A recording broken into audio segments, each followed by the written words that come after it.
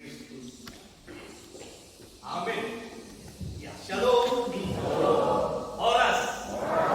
Ya, terima kasih. Hari ini kita sungguh bersyukur boleh bersama-sama beribadah di Pumuan Pasal Tahun Satahi. Ya, terima kasih untuk itu yang Butonga yang telah mengontak dan mengundang saya.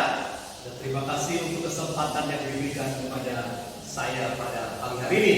Nah, perkenalkan dulu, nama saya disebut di situ Thomas Ihombi, ya, bukan Thomas.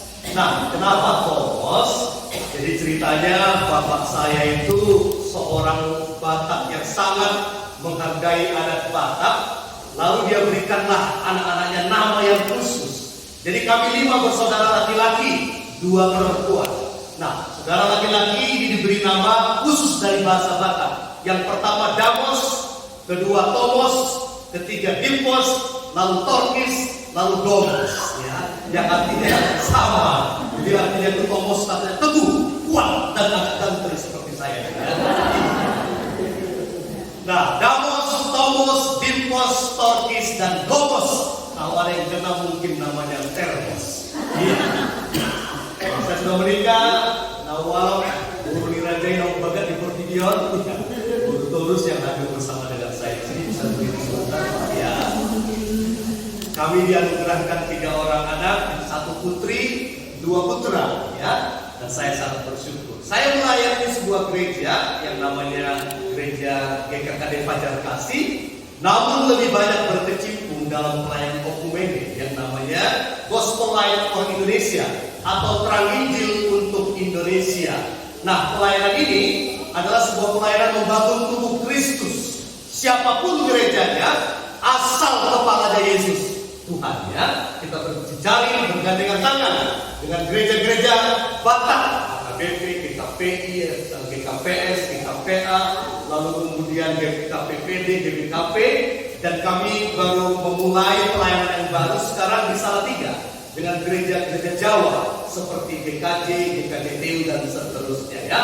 Puji syukur dalam anugerah Tuhan kita bisa bersama-sama bersatu di dalam persekutuan Buana Tahun Satahi, ya. Apa singkatan Satahi kalau boleh tahu? Ada singkatan khususnya Satahi? Tidak ada ya Satahi. Oh baik, ya. Nah, tema yang diberikan untuk Buana Tahun ini adalah sehati sepikir dalam Tuhan. Nah, mari sekarang kita mulai. Apa arti dari sehati sepikir di dalam Tuhan? Kita seringnya mendengar, mari kita sehati, mari kita sepikir. Artinya sebenarnya apa? Nah, mari kita lihat dalam firman Tuhan. Firman Tuhan mengatakan dalam Roma 12 ayat 16, bukan ayat 6 ya, ayat 16. Mari kita baca di sana, saya akan bacakan dari sini. Firman Tuhan mengatakan, hendaklah kamu sehati sepikir dalam hidupmu bersama. Janganlah kamu memikirkan perkara-perkara yang tinggi, tetapi arahkanlah dirimu kepada perkara-perkara yang sederhana. Janganlah menganggap dirimu pandai. Nah, kalau kita lihat ayat ini, mungkin kita tidak terlalu mengerti apa artinya sehati sepikir. Nah, mari sekarang kita lihat ayat pendukungnya. Dalam Filipi pasal 2 ayat yang kedua, firman Tuhan mengatakan, hendaklah kamu dalam hidupmu bersama menaruh pikiran dan perasaan yang terdapat juga dalam Kristus Yesus. Nah, ketika kita berkata sehati sepikir dalam Tuhan itu apa artinya? Artinya adalah kita sama-sama memiliki pikiran dan perasaan Kristus yang mengatur dalam kehidupan dan relasi kita bersama sebagai saudara di dalam Tuhan. Dengan kata lain, sebenarnya Kristus ingin menggambarkan bahwa kita sebagai satu tubuh di dalam Kristus, maka kita harus memiliki pikiran dan perasaan Kristus memenuhi dalam hidup kita. Nah, ketika kita bicara pikiran dan perasaan Kristus, maka tentu kita berbicara firman Tuhan.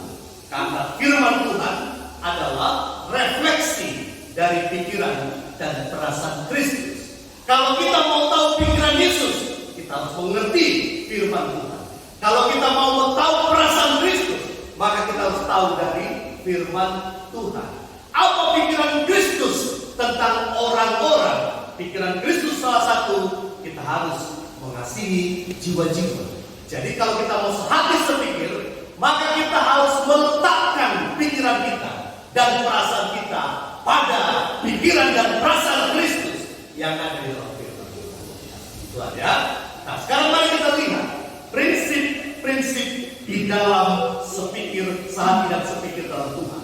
Nah, kita bisa baca nanti di dalam Roma pasal 12 itu yang menjadi ayat pasal tema kita, mulai dari ayat 9 sampai ayat yang ke-16. Nah, ada 3 prinsip yang penting kalau kita mau berbicara sehati dan sepikir. Mari kita lihat prinsip yang pertama.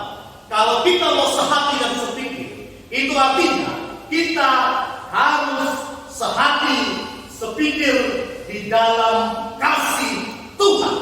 Mari kita baca ayatnya ya. Prinsip yang pertama, Roma pasal 12 ayat 9 sampai 10. Firman Tuhan, hendaklah kasih itu jangan pura-pura, jauhilah yang jahat dan lakukanlah yang baik.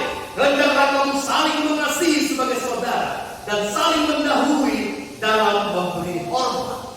Nah, kalau kita lihat ayat 9 sampai dengan ayat yang ke-10 ini, Tuhan menekankan prinsip sehati sepikir itu harus diikat oleh kasih Tuhan, yaitu agape. Apa artinya? Kalau kita mau sehati sepikir, pastikan kasih Tuhan itu yang mewarnai kesehatian dan kesepikiran kita. Sehati sepikir bukan berarti tidak boleh beda pendapat, tidak ya? Kita pasti punya perbedaan pendapat, tetapi dalam perbedaan pendapat itu bisa nggak kita tetap saling mengasihi? Itu maksudnya ya. Dalam perbedaan pendapat itu guna berbeda. Sering sekali apalagi orang Batak, kalau sudah berbeda pendapat itu apa istilahnya? Perwira muncul jadi berantem. Itu sudah benar-benar kadang-kadang menjadi karakter DNA orang Batak ya. Berantem. Bukan itu yang Tuhan maksud. Kalau kita sehati sepikir, apapun perbedaan kita, kita tetap dipersatukan di dalam kasih Tuhan. Apapun perbedaan kita, selalu ada solusi mempersatukan perbedaan di dalam kasih Tuhan yang adalah firman Tuhan. Nah, kita sering dalam rapat-rapat, sering sekali berbeda pendapat ya. Pada waktu panitia menentukan di Bandung tempat untuk acara, mungkin ada pilihan lain kali ya. Selain Bandung, mana itu selain Bandung waktu itu dalam rapat? Ada nggak? Sukabumi, ya. Lalu mungkin Bogor dan seterusnya. Pasti banyak di kepala kita. Ada yang mengatakan jangan ke Bandung lah, karena sudah sering ke Bandung. Jangan ke Sukabumi lah, mungkin ada efek yang lain. Tapi apapun perbedaan itu, kalau kita sehati sepikir, kita bisa menghargai perbedaan dalam kasih. Lalu kita bisa mengambil keputusan menjadi satu keputusan yang kita ikat dalam kasih. Oke, mari kita sama-sama ke Bandung. Itu sebabnya itu dikatakan ya, mengasihi sebagai saudara, mengasihi sebagai saudara. Kenapa Tuhan perlu menekankan sebagai saudara? Ini sangat penting. Kenapa Kristus ingin mengatakan, mari kita sehati sepikir dan di dalam kasih kepada saudara kita. Apa maknanya ya? Nah, berikutnya ini ada sebuah klip. Ini kisah nyata, ada sebuah orang bersaudara sedang berlomba lari maraton. Keduanya ini pelari yang luar biasa. Nah, suatu kali mereka berlari, sang adik sudah ada di depan, tinggal mungkin 500 meter lagi sampai garis finish. Sang abang ada 500 di belakang, mungkin 200 meter di belakangnya, sama ada orang lain. Nah, lalu apa yang terjadi? Sang adik yang sudah menjelang finish tiba-tiba mengalami kram. Lalu apa yang dilakukan oleh sang abang yang ada di belakangnya? Mari kita lihat ya, semoga suaranya keluar. Suaranya belum keluar, bisa ada yang bisa. Tadi gue yang mulai.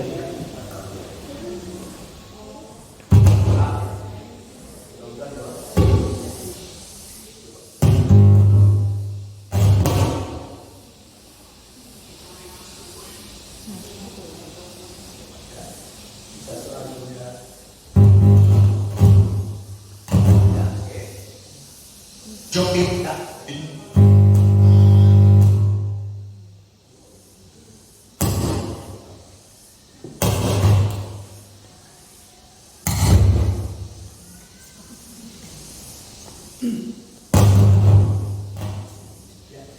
Now, Johnny has to win and to be sure of taking the title. And right now he seems to have lost control of his legs. And this is worrying.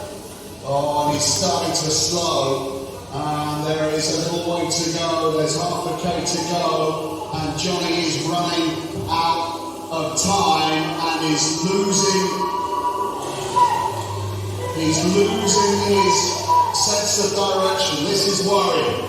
Oh, goodness me. This is a horrible sight.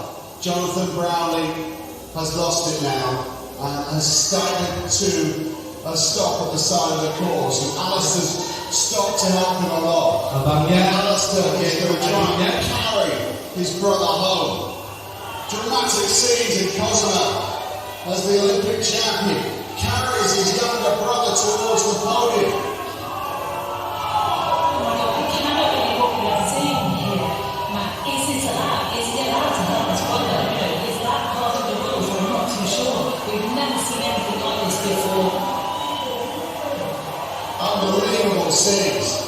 Unbelievable scenes in Cozumel. The Brownlee brothers arm in arm, but it's not by way of celebration. Henry Struman's celebrating. He's going to win this race in Cozumel out of nowhere. But we have to be concerned about the health of Jonathan Brownlee. And they're not even on the final stretch yet. Struman wins in Cozumel. To finish in second and third, but Johnny can hardly stand. And Alistair is having to drag him across the line, pushing him home for second. Johnny finishes in second. Goodness me, what an incredible conclusion here in Cozumel. I've never seen anything like that anywhere in world sport. Ya, itu sebuah kisah nyata ya. Sebenarnya dalam dunia olahraga, sportivitas, sebenarnya bagi abang itu sebenarnya tidak ada masalah kalau ditinggalkannya karena sportivitas olahraga ya. Tapi kenapa sang abang itu menggendong adiknya? Kira-kira kenapa? Apa di benak kita? Apa di benak kita? Kalau kita biasanya berkata begini karena dia adiknya ya, pasti rasa sayang abangnya. Nah, ada yang menarik ketika mereka berdua di interview. Sang reporter bertanya kepada abangnya, "Hei, bang, kenapa kau bodoh sekali kau mau melepaskan kejuaraan sang juara itu dengan hanya mau menolong adikmu? Kenapa?" Sang abang bilang dengan polos begini, "Pak, tahu nggak? Kalau nanti saya tidak tolong adik saya, nanti kami pulang ke rumah, aku dimarahin sama mamaku." Dimarahin sama mamaku. Marah nanti mamaku, "Kenapa kau tinggalkan adikku?" Coba perhatikan jawaban daripada anak muda ini. Bukankah Bapa kita di surga pun akan sedih dan marah apabila kita mengabaikan saudara kita yang mengalami penderitaan, yang mengalami pergumulan di depan mata kita? Di mana kasihnya? Kira-kira begitu. Kalau kita sehati sepikir, maka kita harus pastikan jangan sampai kita menyakiti Bapa kita ketika kita berbuat sesuatu kepada saudara kita. Kita harus mengasihi dia untuk menyenangkan Tuhan. Ini prinsip yang pertama, yaitu sehati sepikir di dalam kasih Tuhan. Nah, mari kita lihat prinsip yang kedua, ayat selanjutnya di dalam Roma pasal 12 ayat 11 sampai 12. Firman Tuhan mengatakan, "Janganlah hendaknya kerajinan kendor, biarlah rohmu menyala-nyala dan layanilah Tuhan. Bersukacitalah dalam pengharapan, sabar dalam kesesakan, dan bertekunlah dalam doa."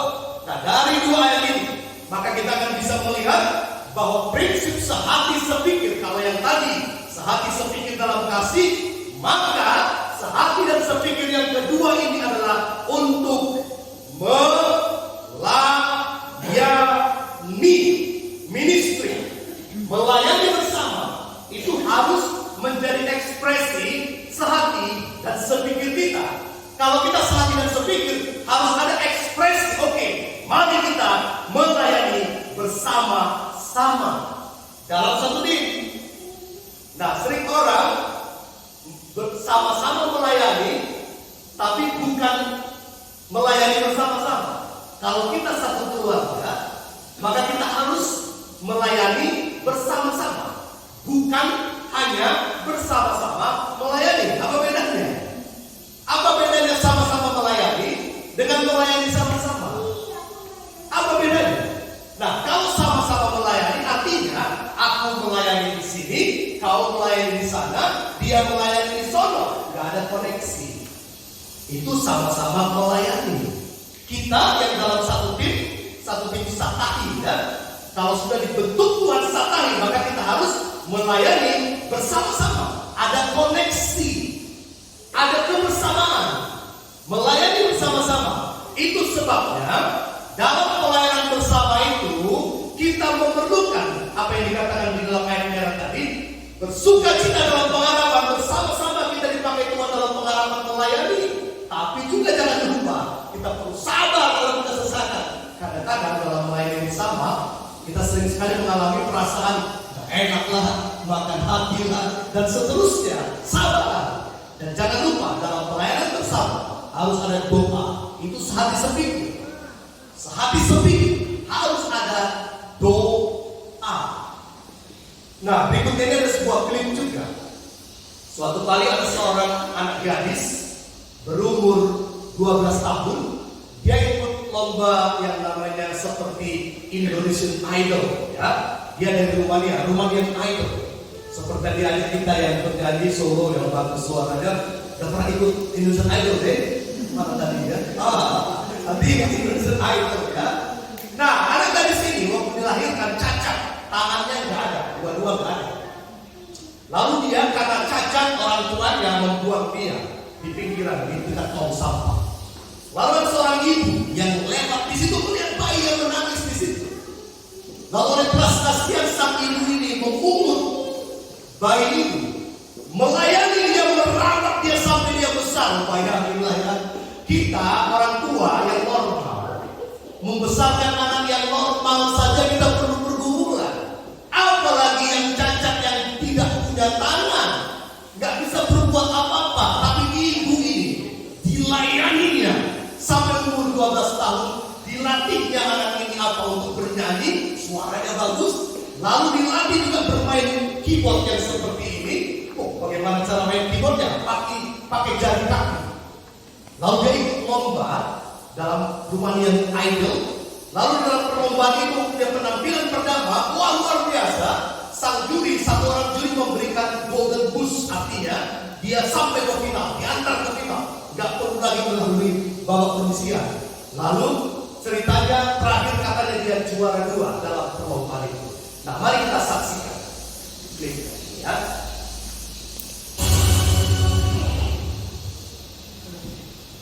Nah, itu dia namanya Lorela.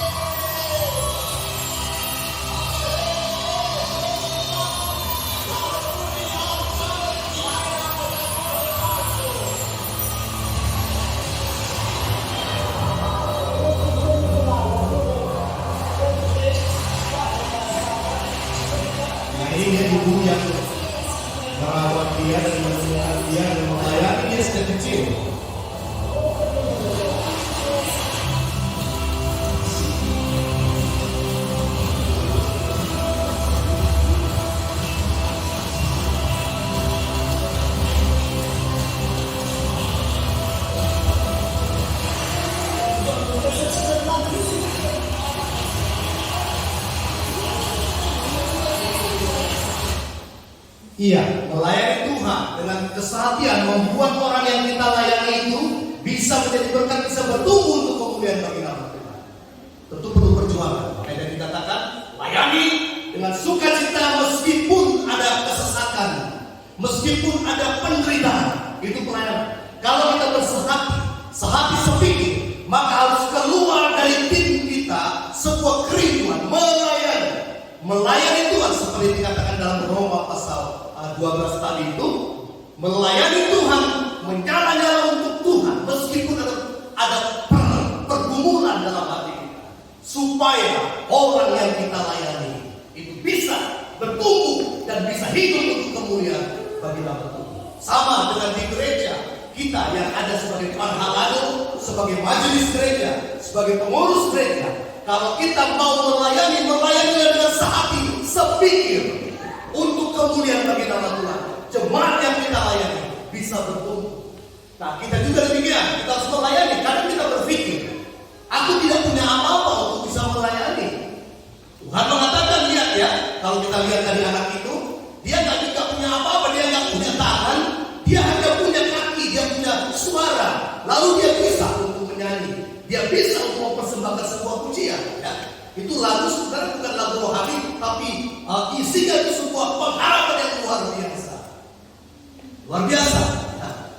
Nah, suatu kali ada sebuah gereja ini gereja di sebuah desa. Lalu di desa sebelah tetangganya mengalami bencana, longsor, lalu banyak korban. Lalu di desa ini ingin membantu saudara-saudaranya yang ada di desa sana. Lalu di gereja diadakan kebaktian khusus untuk memberikan sumbangan, memungut persembahan. Lalu masing-masing dengan sehati, sepikir, mau melayani, memberikan apa yang ada pada dia. Ada yang memberikan uang, ada yang memberikan apa dan sebagainya. Lalu ada seorang anak muda berdiri di samping kotak persembahan itu. Dia berdiri di sana sambil dalam posisi berdoa begini. Lalu kemudian Pak Pendeta berkata, Dek, apa yang mau persembahkan? Silakan persembahkan. Kalau tidak ada, tidak apa-apa. Silakan duduk. Anak muda bilang, Pak Pendeta, saya tidak punya apa-apa. Saya tidak punya uang untuk saya persembahkan. Tapi Pak Pendeta, saya punya diriku. Aku berdiri di sini Pak Pendeta. Kirimkan aku bersama dengan uang yang ada di sini supaya aku berbagian menolong. Kalau ada di sana yang mau dibangun, aku mau menjadi tenaganya. Wah, luar biasa ya.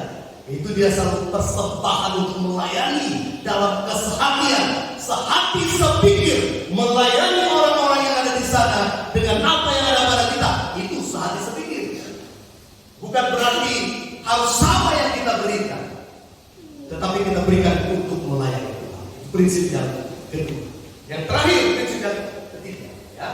Prinsip yang ketiga, kita akan lanjutkan membaca di dalam ayatnya yang ke-13 sampai dengan 15 dalam Roma pasal 12 tadi. Firman Tuhan mengatakan, bantulah dalam kekurangan orang-orang kudus dan usahakanlah dirimu untuk selalu memberi tumpangan. Berkatilah siapa yang menganiaya kamu, berkatilah dan jangan mengutuk.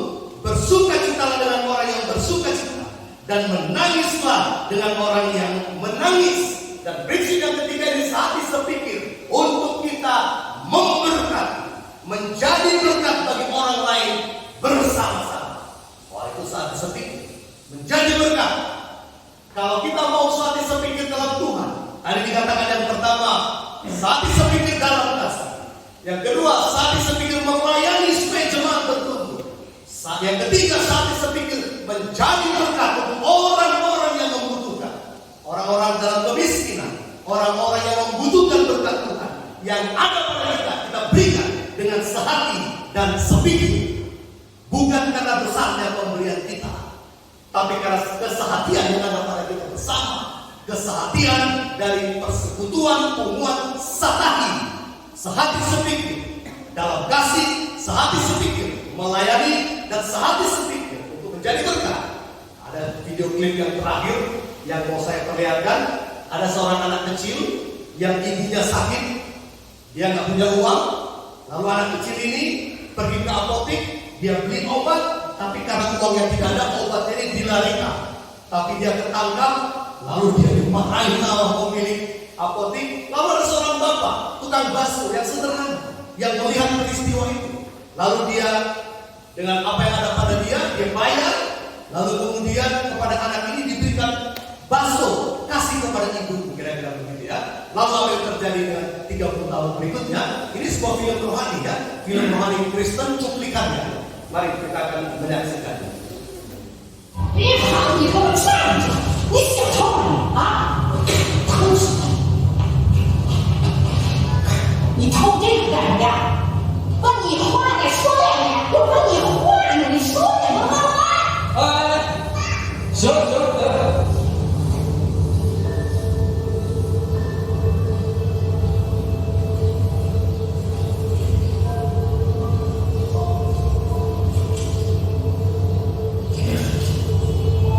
你还不许偷了？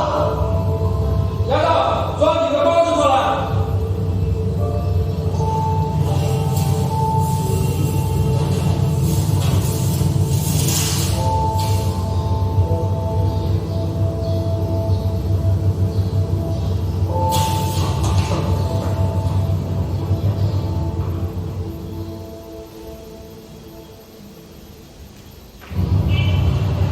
来了，里面。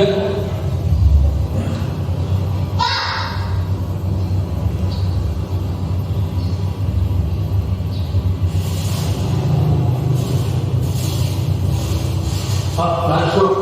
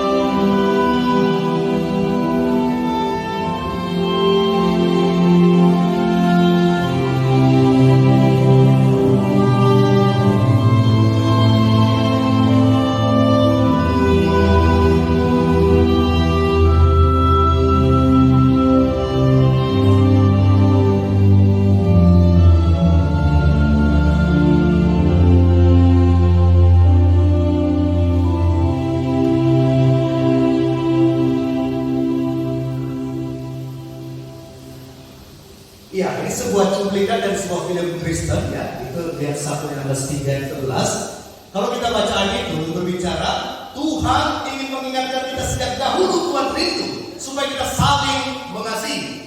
Dan salah satu ekspresi kasih itu adalah dengan membantu, menolong, menjadi berkat bagi orang yang tidak mampu. Nah, kalau kita lihat isinya secara sederhana, meskipun ini sebuah film, tapi ada nilai yang memantangkan. Apa itu?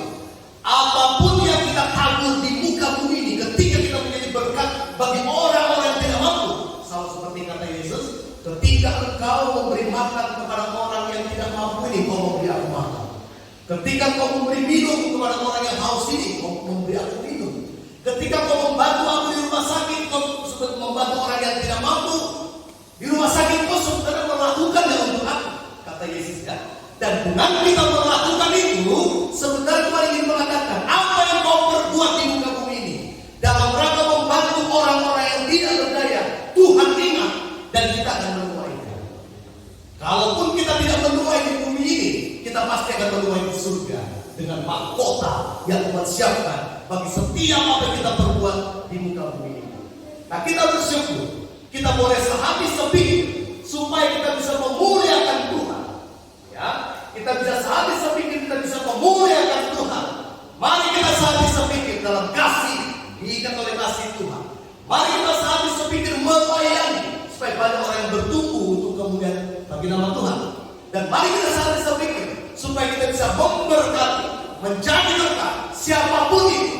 Firman Tuhan mengatakan, mari kita berbuat baik kepada setiap orang, tetapi terutama kepada saudara-saudara kita seiman. Nah, kalau begitu, bagaimana sekarang kita bisa memiliki sehati sepikir tadi itu? Ingat tadi firman Tuhan mengatakan ya, dalam ayat ini firman Tuhan tadi mengatakan apa? Filipi 2 ayat 2. Kalau kita mau sehati sepikir dalam Tuhan, firman Tuhan mengatakan apa? Hendaklah dalam hidupmu bersama menaruh pikiran dan perasaan yang terdapat dalam Kristus Yesus. Supaya kita sehati sepikir, kita harus memiliki pikiran dan perasaan Kristus. Bagaimana caranya? Memiliki Yesus dalam hati kita. Kalau kita memiliki Yesus dalam hati kita, maka di hati kita akan bertumbuh pikiran dan perasaan Kristus. Ya, tentu secara sederhananya melalui buah Roh Kudus, kasih, sukacita, damai sejahtera, kesabaran, dan seterusnya. Nah, ketika kita memiliki Yesus, kita memiliki DNA-nya Yesus, kita memiliki pikiran dan perasaan Kristus, dan di dalam pikiran dan perasaan Kristus itulah kita bisa sehati dan sepikir. Nah, sekarang bagaimana supaya kita bisa memiliki Yesus? Nah, firman Tuhan yang selalu kita dengar, ya, Yohanes 1:12. Tetapi semua orang yang menerimanya diberinya kuasa supaya menjadi anak-anak Allah, yaitu mereka yang percaya dalam namanya. Bagaimana kita memiliki Yesus? Di situ dikatakan percaya dan menerima Yesus. Waktu kita percaya dan menerima Yesus, disitulah Yesus tinggal dalam hati kita dan status kita berubah, yaitu menjadi apa? Dikatakan di sana, menjadi anak-anak Allah. Dan ternyata Bapak Ibu, kesehatian sehati sepikir hanya bisa apabila sehati sepikir sesama anak-anak Allah dalam iman Kristen. Ya, nah, kita membedakannya dengan kehidupan yang lain, sosial, kehidupan RT RW dengan berbeda agama. Yang Tuhan maksudkan di sini adalah satu iman dalam Yesus. Kita harus sehati sepikir karena Yesus yang tinggal dalam hati kita, yaitu persekutuan anak-anak Allah. Satahi anak-anak Allah. Siapa yang anak-anak Allah ini? Yaitu kita yang percaya dan menerima Yesus. Jadi ada perbedaan antara orang yang beragama Kristen dengan orang yang adalah anak-anak Allah. Orang yang anak-anak Allah itu sudah pasti beragama Kristen di KTP-nya. Tapi orang yang ber-KTP agama Kristen belum tentu dia sebagai anak-anak Allah. Ada orang Kristen yang hanya datang ke gereja itu sekali setahun, ya. Kristen Natal, Kristen Natal timbul pada saat Natal saja atau saat Paskah saja. Nah, orang yang beragama Kristen belum tentu dia sebagai anak Allah. Bisa jadi dia orang Kristen KTP saja. Makanya kita perlu sehati sepikir, kita melanjutkan dari orang yang beragama Kristen menjadi anak-anak Allah dengan percaya dan menerima Yesus. Ini yang membedakan kita dengan orang-orang yang hanya beragama Kristen. Kita bersyukur kalau semua di sini mau dan punya kerinduan menjadi anak-anak Allah. yang sampai ke surga, orang Kristen yang sampai ke surga adalah anak-anak Allah, bukan yang lain. Yang bisa masuk ke surga itu adalah anak-anak Allah. Kenapa? Karena surga itu adalah rumah Bapa kita. Jadi yang masuk siapa? Tentu anak-anaknya. Itu sebabnya firman Tuhan mengatakan, mari percaya, terima Yesus, supaya kita menjadi anak-anak Allah. Nah, kalau kita sering bertanya begini, loh apa bedanya? Kalau kita ditanya, Bapak Ibu, kalau kita ditanya, apakah sudah percaya Yesus? Pasti kita akan menjawab apa? Percaya. Oh, kalau nggak percaya, nggak ikut saya kebaktian. Kalau nggak percaya, nggak ikut saya kebaktian itu. Tapi percaya nggak Bapak Ibu sekalian? Setiap orang yang di dalam gereja, yang masuk dalam gereja, pasti percaya. Tetapi, apakah semua mereka sudah menerima Yesus? Apakah semua mereka sudah menjadi anak Allah? Tergantung apakah mereka sudah pernah percaya dan menerima Yesus dalam hidup mereka. Nah, saya berikan contoh begini kira-kira ya. Sudah ada anak muda tadi. Oh ini ya. Misalnya deh, pernah ke Medan ya? Pasti ke Medan. Pernah ke Medan? Pernah ke Medan. Naik pesawat ya? Medan. Seandainya siapa nama kamu? Jonathan. Biasa. Jonathan, kau disuruh Bapak ke Medan. Lalu sudah ada sama kau dikasih tiket. Kau sudah masuk ke dalam ruang tunggu, pesawatnya sudah ada, cuaca bagus, ya. Lalu kemudian pilotnya sudah datang, pramugari sudah datang dan seterusnya. Lalu sudah dapat panggilan. Lalu saya bertanya ini kepada Jonathan, percaya nggak kau deh? Kau akan sampai di Medan dengan pesawat ini? Saya percaya kan? Kecuali kalau pada badai tapi cuaca bagus, percaya sampai di Medan ya. Tapi Jonathan, Pak Pendeta ini mau begini sama kau. Jonathan, kau tidak akan sampai ke Medan meskipun kau sudah punya tiket, meskipun pesawatnya sudah ada, kalau kau tidak masuk ke dalam pesawat. Betul ya? Nah, inilah artinya percaya dan menerima. Banyak orang percaya kepada Yesus, tapi belum pernah masuk ke dalam Yesus. Yesus belum pernah masuk dalam dia. Di Yohanes 15, tinggallah di dalam aku di dalam aku. Wah, ini pengertian yang dalam. Dan banyak orang Kristen hanya percaya tapi belum menerima. Artinya apa? Dia hanya masih sebagai orang Kristen KTP. Nah, makanya kita bersyukur pada hari ini tinggal oleh Tuhan. Mari kita percaya dan menerima Tuhan Yesus sebagai anak-anak, sebagai anak-anak. Makanya Filipi 3, Wahyu 3:20, firman Tuhan mengatakan, lihat, aku berdiri di muka pintu dan mengetok pintu hatimu. Barang siapa yang membukakan hati, aku akan masuk ke dalamnya. Nah, ketika dia mengetok pintu, dia berada di mana? Di luar. Dia belum masuk. Oh, ada suara.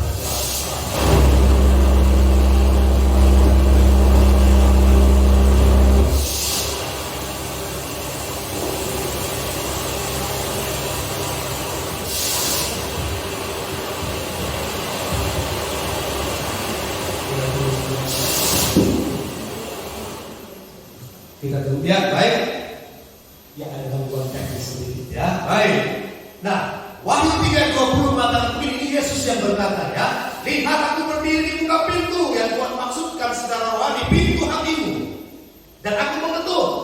Kalau aku mengetuk, kau bukakan pintu, aku akan masuk ke dalamnya. Banyak orang Kristen yang percaya pada Yesus, tapi Yesusnya masih di luar pintu, masih mengetuk. Apakah dia percaya? Percaya pada Yesus. Apakah dia sudah menerima? Belum. Kalau dia tidak membukakan pintu, maka Yesus berkata, kalau kau buka pintu, aku akan masuk ke dalam. Waktu aku masuk ke dalam, itulah yang dimaksud dengan menerima Yesus dalam hati. Sehingga Yesus tinggal dalam hatiku. Itulah sebabnya ada lagu sekolah minggu. Lagunya apa? Galatia 2:20. Hidupku bukan bukannya aku lagi, tapi Yesus dalamku. Kapan Yesus masuk ke dalam? Kalau kita tidak pernah membuka pintu, kapan Yesus masuk ke dalam? Hidupku bukannya aku lagi, tapi Yesus dalamku. Kapan dia masuk ke dalam? Dia hanya masuk ke dalam, kata firman Tuhan tadi. Kalau kau buka pintu hati, aku akan masuk ke dalam. Itulah artinya percaya dan menerima Yesus dalam kehidupan kita. Kalau kita mau sehati sepikir dalam Yesus, Yesus harus ada dalam hati kita. Sehingga pikiran Yesus dan perasaan Yesus itu hidup dalam diri kita. Sehingga yang berikutnya, bagaimana supaya kita sehati sepikir? Yang kedua, di firman Tuhan Lukas 8 ayat 15 dikatakan di sana, Lukas 2 ayat 8 sampai 15, 8 ayat 15, yang jatuh ke tanah yang baik itu ialah orang yang setelah mendengar firman itu menyimpan di dalam hati yang baik dan mengeluarkan buah dalam ketekunan. Bagaimana supaya memiliki pikiran dan perasaan Yesus itu? Yang pertama tadi percaya dan menerima Yesus. Yang kedua, kita harus mendengar firman Tuhan, membaca firman Tuhan, merenungkan firman Tuhan. Kenapa? Karena firman Tuhan itulah pikiran Kristus atau perasaan Kristus. Nah, saya simpulkan ini ya. Lalu yang terakhir, dengan semangat kesatuan dalam Kristus, kita melayani bersama dalam kasih untuk menjadi berkat, mulai dari perkara yang sederhana. Amin ya. Nah, semoga persekutuan saat hari ini diberkati oleh Tuhan. Tidak hanya sampai di sini, kami menjadi berkat bagi Tuhan, melayani dengan sehati. Saya belum pernah melihat satu persekutuan seakrab ini ya, sampai pergi bersama kemana-mana ya. Biasanya hanya terbatas di lingkungan saja, tetapi membentuk sebuah tim, membentuk sebuah wadah, membentuk sebuah persekutuan. Nah, mari persekutuan kita ini menjadi persekutuan yang melayani Tuhan di dalam kasih Tuhan untuk menjadi berkat bagi banyak orang. Amin ya.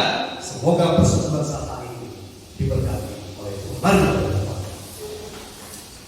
Bapa di surga, kami mengucap syukur kalau kami sudah mendengarkan firman. Tuhan ingin mengajarkan kepada kami untuk kami sehati sepikir di dalam Tuhan. Kalau kami sehati sepikir, berarti Tuhan merindukan kami hidup sehati sepikir di dalam kasih Tuhan. Engkau ingin kami hidup sehati sepikir untuk melayani Tuhan. Dan Engkau ingin kami hidup menjadi berkat bagi banyak orang. Dan biarlah pengumuman Satahi ini boleh sehati sepikir senantiasa untuk kemuliaan bagi nama Tuhan. Dan biarlah kami semua yang hadir di sini sepenuhnya adalah anak-anak Allah. Tidak sekedar kami percaya, tetapi kami menerima Tuhan Yesus. Terima kasih kalau Kau ingin mengajarkan kami bahwa ketika kami percaya dan menerima Yesus, maka status kami berubah menjadi anak-anak Allah. Dan sehati sepikir kami adalah sehati sepikir sebagai anak-anak Allah. Terima kasih untuk kebenaran firman. Kami menyerahkan dalam tangan-Mu seluruh acara kami selanjutnya. Tuhanlah kiranya yang memimpin kami. Ini doa kami Tuhan. Dalam nama Tuhan Yesus kami berdoa dan mengucap syukur. Amin. Amin. Saya silakan kembali kepada doa acara.